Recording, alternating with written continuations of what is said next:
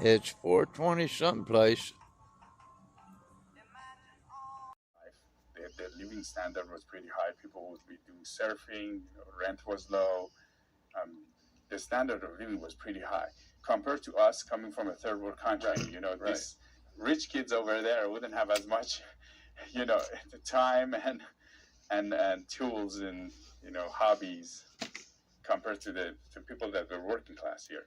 So in the last 20 plus years, I've seen the things deteriorate here in California. So, and what do you attribute that to? Because that's over a considerable period of time. This isn't the last 3 years of California Insider. You've been here 20 plus years. You're part of the fabric. What do you attribute that to? When you live in different countries, what happens is that you start analyzing, like, why is this place? When I was living in Mexico, Mexico is like, has good land. It's the fifth exporter in the world. It has anything you name it, they're exporting. It has a lot of resources. You come to California, like next door, why is Mexico the way it is? Why is California like this? Why is California so clean as you cross the border? Why are people follow the law here? You start analyzing why things happen. Do you find that the cultural differences in many, many instances are man-made because the policies are misguided? Or do you think this is just the way it is, a culture? A lot of, I think, of Californians, when you ask about culture, that's the way it is. They don't realize a lot of that might be man-made because of policies. Well, there is an underlying culture in the U.S. So the American culture is very different, and I can explain what I've noticed in the American culture. There are certain values in the American culture that are very unique. I haven't seen them anywhere else. When you fail, you can go raise money from a venture capitalist, start a company. It could be a stupid idea, you fail. Right. And you can go back to the same venture capitalist and they don't throw you out. They might give you another chance. Okay. And when you fail, you learn a lot. As a result, you become better at whatever you do. Sure. The culture of the country in terms of being able to disagree but tolerate each other. When you watch a football game, when I came here, I watched the football game. In the beginning, I was like, what's going on? Why are these big guys hitting each other? And the fascinating part is what happens in the audience. You see people with different jerseys. They're sitting next to each other, and they're enjoying this game, which is very physical, but they're able to tolerate each other and talk about it and enjoy it together. Where I come from, in Iran and other countries, like when you have a soccer game, you have to separate the fans with good fans because otherwise they're going to kill each other. That's right. What it shows you about the culture, if you have that in the football game, which is the average Americans watch, then you have it in the core of the society, this culture of tolerance, acceptance, agreeing to disagree, working together, and enjoying things together. Very American. Yeah, so. And it's one of the blessings of this country that more people ought to concentrate on. What it makes you is you're going to be accepting different kinds of ideas. Mm-hmm. And the more ideas you try, the better you do. You're more open to change. Yeah. You're more open to life as it is and experiencing and learning. Right? Yeah, and you can make things better. Right. You can make things better. Now let me ask you a question, CMAC. Why do you do what you do? Well, this is I know I'm repeating myself here, but I want to hear you. Okay. It is worth it. It's amazing. It's amazing because when I hear when people's problems get solved because they come on the show, or when people make relationships with each other offline, and we hear about that, that's amazing. And yeah, there's a lot of people that need therapy.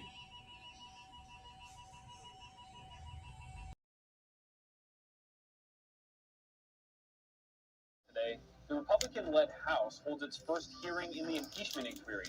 Democrats, meanwhile, say there are more pressing priorities. Congressman Warren Davidson shares I don't thoughts on think the so. looming government shutdown. What does he have to say about what's included in the spending bills? Did President Joe Biden benefit from his son's foreign business dealings? Republicans say yes. Democrats say no in today's first impeachment inquiry. Oh, sure he would. Correspondent Arlene Richard reviews the arguments. House Republicans Thursday launched the first hearing of their impeachment inquiry into President Joe Biden. Chairman of the House Oversight Committee, James Comer, believes the evidence is building against the president. Since assuming our Republican majority in January, the House Oversight and Accountability Committee has uncovered a mountain of evidence revealing how Joe Biden abused his public office for his family's financial gain.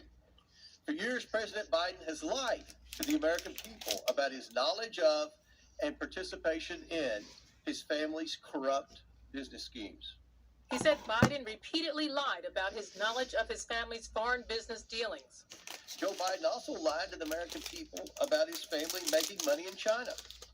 He continued to lie about it even when the House Oversight Committee uncovered bank wires, revealing how the Bidens received millions from Chinese companies with significant ties to Chinese intelligence and the Chinese Communist Party. The alleged business is that Biden's son Hunter was selling his father's influence to foreign businessmen and governments in exchange for millions of dollars in payments, and that those payments were being shared with the president's family. Witness Jonathan Turley said the president's son Hunter was clearly committing a crime. Many people now accept that what Hunter Biden did was rather raw and open influence peddling. So the only question is, was the president involved in that? The question of Biden's involvement in his son's business dealings was highly debated. Ranking member James Raskin said Republicans don't have a shred of evidence against President Biden. Really? He sits completely empty-handed with no evidence of any presidential wrongdoing, no smoking gun, no smoke. Turley said Biden He's likely blowing did smoke up benefit your ass. This idea that you can have millions going to a politician's family and that's not a benefit, I think is pretty fallacious. Representative Lisa McCain said in 2014, then Vice President Biden met with the Romanian president to discuss a corrupt businessman. Later, the businessman's company, Bladen Enterprises, began paying money to Biden's family. Between November 2015 and May 2017, Bladen Enterprises deposited over $3 million into Robinson Walker's LLC business account. But then the Biden family accounts received more than $1 million from Robinson Walker's accounts after these deposits were made.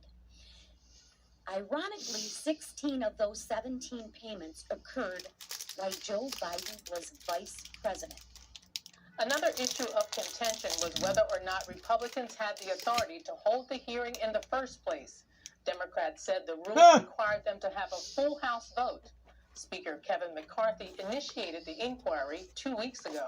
Today, I am directing our House committee to open a formal impeachment inquiry into President Joe Biden. It's not clear whether or not the impeachment inquiry can continue without a House vote. One witness said former House Speaker Nancy Pelosi similarly began an impeachment inquiry of Trump, but that the House voted on it a few days later. With this impeachment hearing coming at a time when government shutdown could be just days away, Democrats raise the question, what takes priority? But Republicans argue that the evidence for the impeachment creates a sense of urgency. NTD's Melina Wisecup is on Capitol Hill. Dag burn right about that. Speakers on both sides have to say. Republicans say there are serious concerns about whether or not President Biden is compromised because of his son's foreign business deals, but the timing of this hearing has given Democrats a way to slam the GOP's priorities, because here we are with the government shutdown just 2 days from now, and this argument has been one that Democrats throughout the day have honed in on. Here's what some of them told me. Political theater is more important than the functions of operating the federal government. Political theater? It's pretty much of a sham hearing. We're 2 days away from a Republican shutdown. Got too much we're wasting pork belly in it. In this inquiry. Republicans, though, defend their having this hearing today, saying that the evidence they have presented provides a level of urgency. I think you're seeing a puzzle come together. Influence peddling. While Joe Biden was vice president, talking about corruption and in charge of foreign policy, that is concerning. That they were trying to find ways to protect Joe Biden, even though it is very clear from the text messages that Joe Biden is involved. Yet 2 days ago, the bank wire to Joe Biden's house from Beijing for $250,000. When I asked Democrats specifically about this piece of evidence, here's what they had to say in response. I mean, to be clear, also, I mean, Hunter Biden lived for a period of time with his father, so that Democrat. is nothing. But not a smidgen of evidence that Oh President my Biden God. has committed a high crime. All assertions that Democrats and President Biden himself deny. The White House has repeatedly this week tried to Total brush off cover this, up. continuing to say that this is an example of political Trying to extremism, protect his continuing ass that and Trump their employed that party's President Biden had no ass. involvement in Hunter Biden's foreign business deals. This issue is long from over, though. We can expect to continue to see these chairmen pushing these Democrat in investigations, South especially Carolina. as we approach the 2024 election. Another one. Reporting from Capitol Hill, Melina Weiskup, NTD News. And now we're just 2 days away from a looming government shutdown. What do Congress members make of the situation? Joining us now to discuss, we have Republican Congressman Warren Davidson of Ohio. He will offer us his thoughts on President Biden's impeachment hearing. Congressman Warren Davidson, welcome to the program. Great to have you on. Yeah, always an honor. Thank you for talking with me. Now, what are your thoughts on the impeachment hearing? Well, look, I think it's long overdue. There's a lot of evidence for Joe Biden being affiliated with Hunter Biden's schemes, and frankly, clear whistleblower evidence that Hunter Biden has been treated differently than anyone else would be for, clear crimes. So, I mean, we've got wire transfers, bank records, shell companies, phone calls, emails, eyewitness testimony. Normally that results in a guilty verdict. I'm seeing a different kind of therapy. Quote, unquote.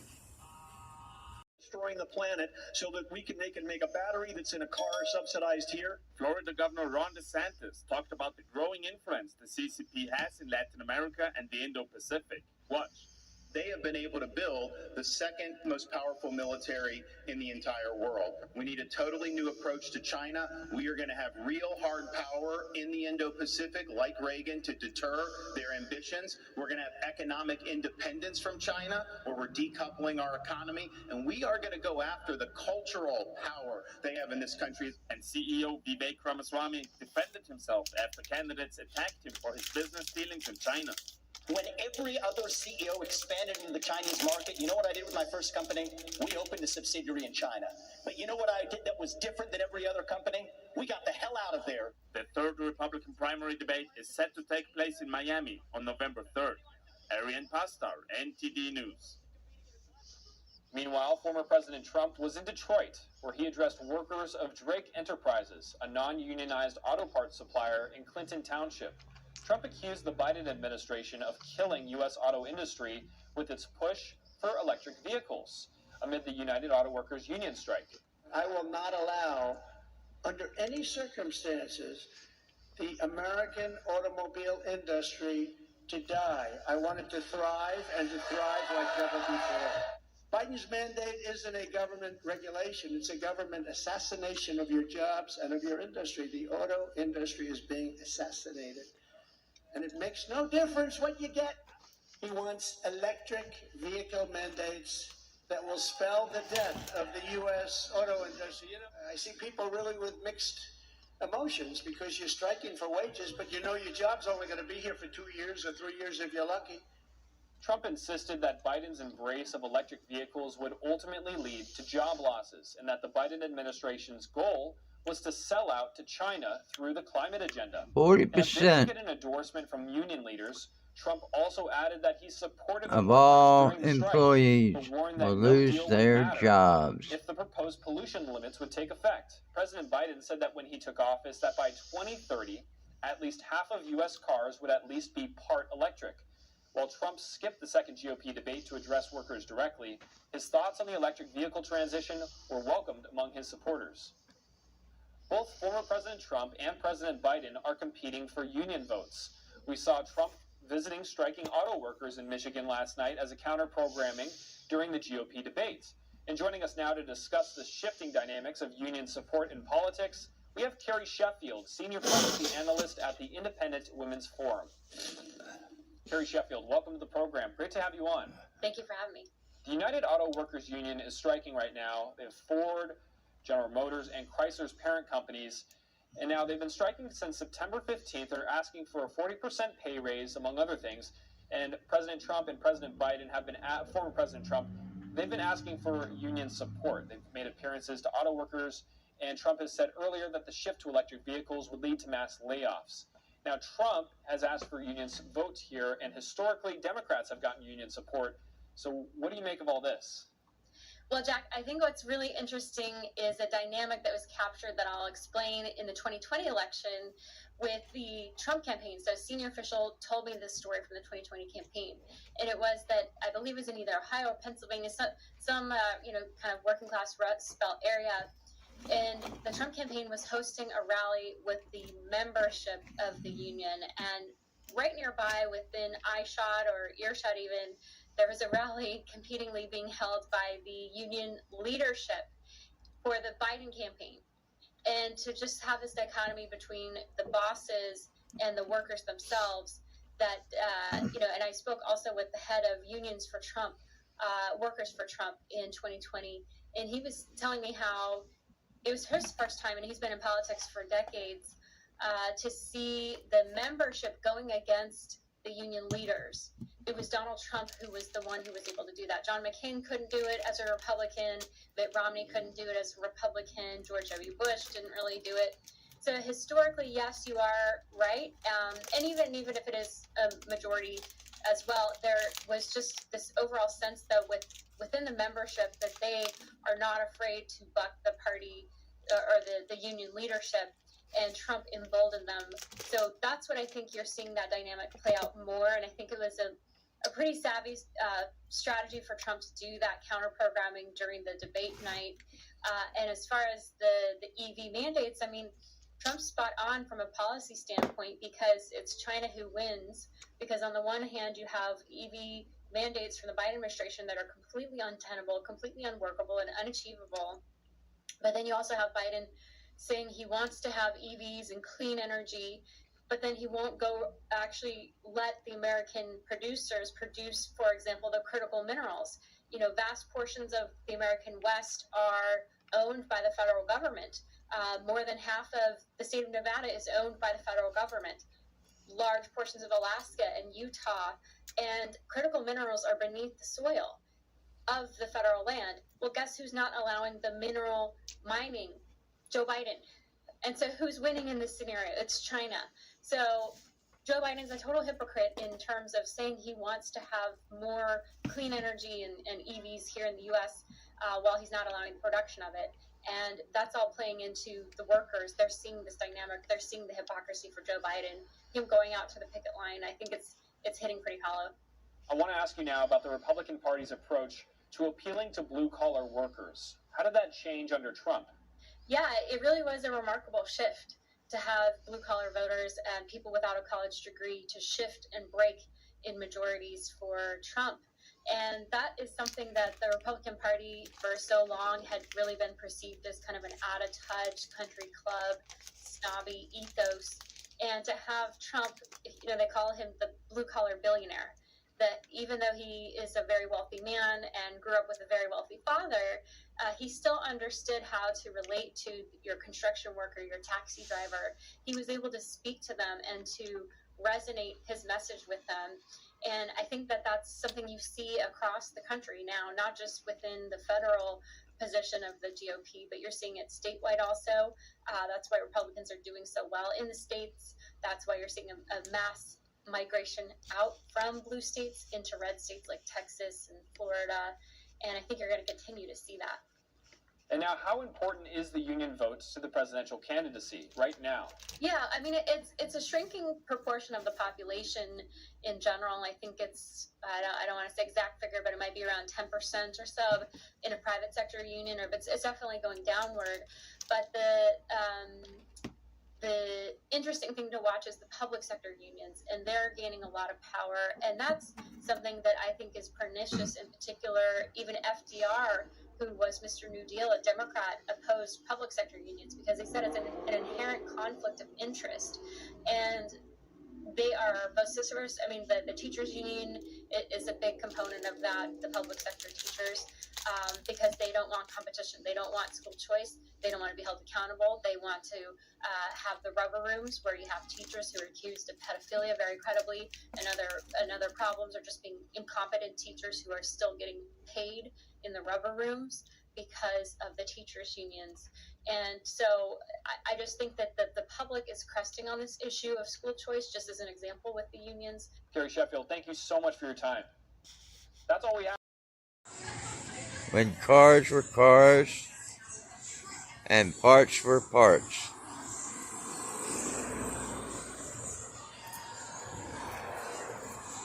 Street. I had actually gotten transferred to London. I'm working in finance there, and my job was at a company called Alliance Capital.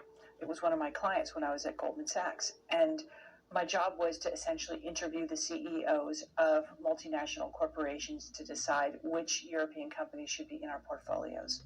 I ran Alliance's European growth portfolio management and research businesses. And so I got to meet all of these incredible people in my role there. And the CEO of one of the biggest pharmaceutical companies in the world came into our offices. It's a name brand company. They were coming in to reassure investors. We owned a big chunk of their stock, probably $1 billion or something like that, because their new blockbuster drug, which was in phase 3 trials, was kind of having some stumbles. In fact, rumors were leaking out that some people were dying on the trial. So he came in. It was the CEO, the CFO, the head of R&D, and the head of investor relations. And he sat down, and he, sitting across the table from me, and he says, listen, in very, very rare instances, people have died from the drug. And he said, the bad news is the FDA is going to make us put a black box warning on our packaging. The good news is we still think we can do $7 billion in peak sales. I mean, I felt like somebody kicked me in the stomach. Profit over people. I thought, are you being serious? I just sat there stunned at his cavalier attitude about the trade-off between his profits and human life, and I couldn't believe it. And after that meeting ended, I went to my office and paced back and forth and walked down to the hallway to our pharmaceutical analyst's office, flung the door open, and I was like, this is wrong. And she sort of shrugged her shoulders and looked at me like, yeah, I know, lady. What do you want me to do about it? And I just thought, oh, my gosh, this is the reality of what I'm doing, and I'm playing for the wrong team. I think, I had a front row seat that most people don't ever get. And I just realized that there's much more going on in the world of business than most people realize. And that was one of the impetuses behind me actually leaving and dedicating my life to trying to do good on the planet and to playing for, I think, on the team of the people rather than the corporate captains. So I planned my exit. And what year was that? I don't remember the exact year. I should look it up because I could pinpoint it with the product. But it was around 2000, 2001 at the latest. Since, of course, all of this with the mandate decision that I referenced earlier, you actually introduced me to your film, which I think came out in 2011, The Greater Good, which was an absolutely wonderful film I had not been aware of. I thought it was a very reasonable treatment of a very, very difficult issue. And I watched it at the time when we were making The Unseen Crisis, which is the documentary about vaccine injured by these genetic vaccines not being treated well by the system. And indeed, your film was a lot about previous recipients of vaccines who had been injured similarly not being treated well by the system. It was just, it was interesting. It was almost like ours was kind of a part 2 or something like that of your film. I'll recommend it to anyone. So tell me about that film. And you have some really interesting characters in that film as well. So I'm planning to be retiring, essentially, and I am sick. I'm struggling with my health. I don't know what's going on, and I keep going to my very mainstream doctor in London, and he says, listen, I can't help you. Conventional medicine can't help you. I think you should go and see a homeopath or an acupuncturist. And I was like, okay, well, that's kind of strange, but all right. And so I actually went and saw a homeopath because homeopathy is very popular in London. In fact, it's very popular in Europe and around the world. It's the fastest growing system of medicine on the planet today. And I waited to get in to see this woman for 3 months, and then I saw this homeopath, and it resonated very deeply with me. It just made sense. And so much so that I actually enrolled in homeopathy college. I didn't tell anybody I was doing that. I just did it. And, I'm still a director running this business, and this is going on. And I go to orientation, and the very first day, the person leading orientation said, over the next 3 years, we're going to touch on many, many topics. We're going to talk about maintaining causes, the mind-body connection, nutrition. We're going to talk about vaccine damage. And I raised my hand and said, what are you talking about? Vaccines are the greatest invention of mankind. And he said, well, that's one perspective, and we're going to learn another. After the class, he handed me a book and said, you've got to read this book. And I went home and I read that book. And being the kind of analyst nerd that I am, I looked to the back of the book. There were over 960 footnotes. Iron Man's getting a facelift.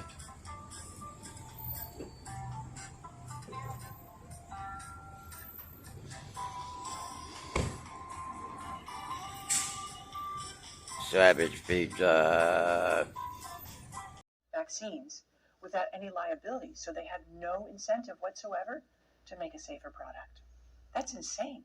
There's a few more, I think, key pieces of legislation that I've heard about. Then in 2005, you have the PrEP Act. The National Childhood Vaccine Injury Act provided immunity to the vaccine makers of childhood vaccinations. But now you've got all this infrastructure in place for an emergency, for a health emergency.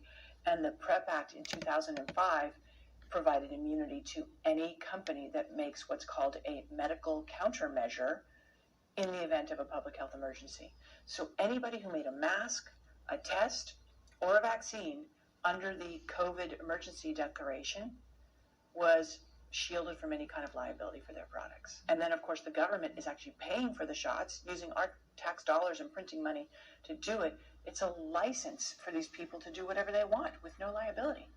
And then in 2012, they rescinded the Smith-Mundt Act, this act that prohibited the CIA, the federal government, from propagandizing American citizens. So people have probably heard of Radio Free America and other programs like this. It's been legal for decades for the CIA and the federal government to disseminate propaganda to foreign citizens in order to influence their social fabric and their cultures, right? In order to support democracy, to support uprisings against dictators and things like this. But what happened in 2012 was that they rescinded the Smith-Mundt Act. So it legalized our CIA disseminating knowingly false information to the U.S. public.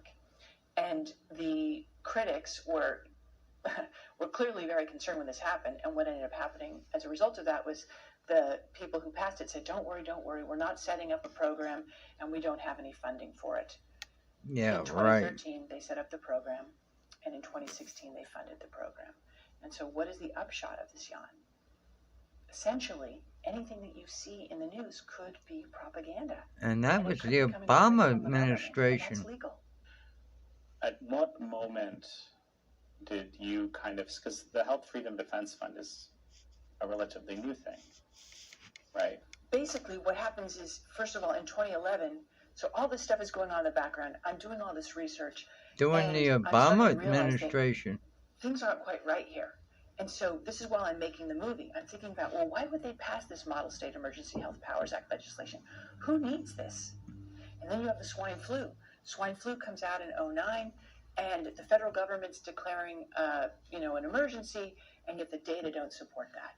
Cheryl Atkinson did some amazing journalism, investigative journalism, uncovering this, which you can find on her website.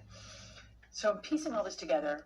Some of this makes it into the movie. The movie comes out in 2011, but I keep doing my research. In 2009, California started attacking parental rights and exemptions to vaccinations.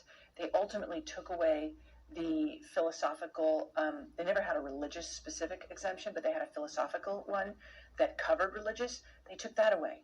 They allowed children 12 years old to submit to vaccination without parental knowledge or consent, but the parents were barred for knowing about this. In 2015 or 2016, what year was it? I forget. It was somewhere around there.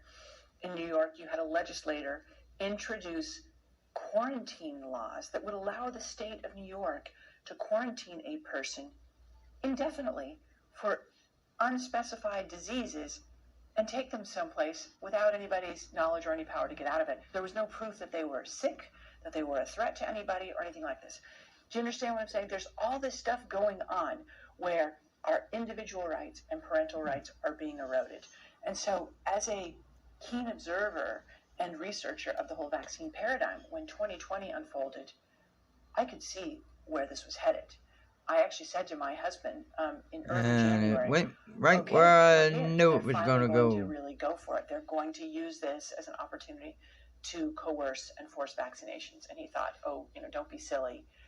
It's never going to get to that. And I was like, no, it's here. This is what I've been saying for now 20 years. It's here. And so by the spring of 2020, I was contemplating what I was going to do about what I saw was happening.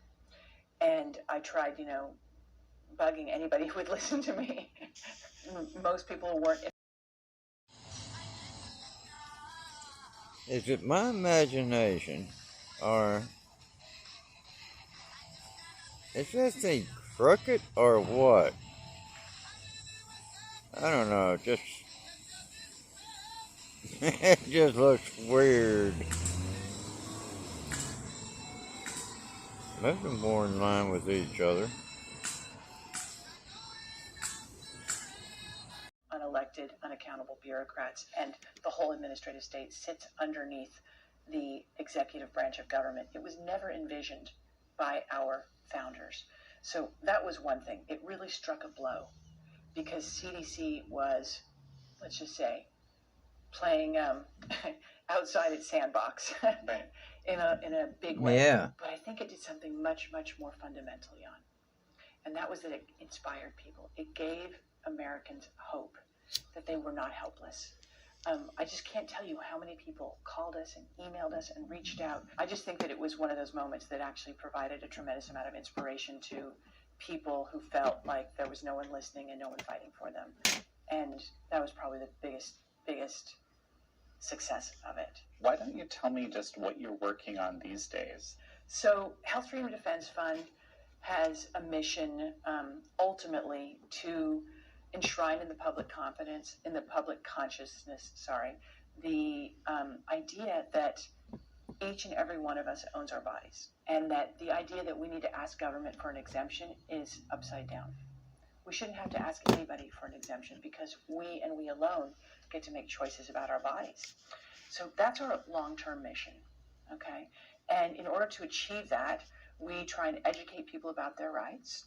We help teach them how to advocate. We provide all sorts of resources on our website, which is healthfreedomdefense.org. You can click on, there's a tab called resources to help people fight for their rights. And then we litigate when necessary. And so even though we've only been around for a few years, we have filed over a dozen lawsuits. And we have better than a 500 batting average, which is pretty fantastic.